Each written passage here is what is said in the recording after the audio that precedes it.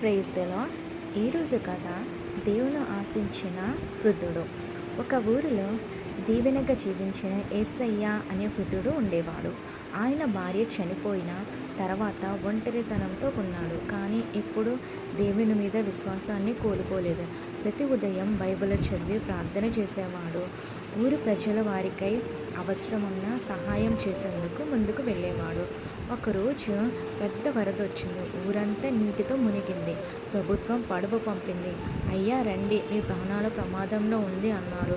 కానీ వృద్ధుడు నవ్వుతూ చెప్పాడు, నా దేవుడు నన్ను రక్షిస్తాడు, నాకు భయమేమీ లేదు అని. కొద్దిసేపటి తర్వాత మిలిటరీ వాళ్ళ హెలికాప్టర్ వచ్చింది. వారి పైనుండి కట్టిపడేశారు. కానీ వృద్ధుడు మళ్ళీ అదే అన్నాడు, నా దేవుడు నన్ను విడిచిపెట్టడు, ఆయన నన్ను రక్షిస్తాడు అని. అంతలోనే నీరు పెరిగి వృద్ధుడు చనిపోయాడు.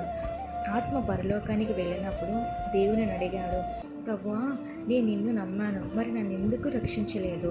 అప్పుడు దేవుడు అన్నారు, వృద్ధుడు నవ్వుతూ చెప్పాడు, నా ప్రియమైన వాడా, నేను నీ కోసం పడవ పంపాను మరియు హెలికాప్టర్ను పంపాను, కానీ నీవు వాటిని తిరస్కరించావు.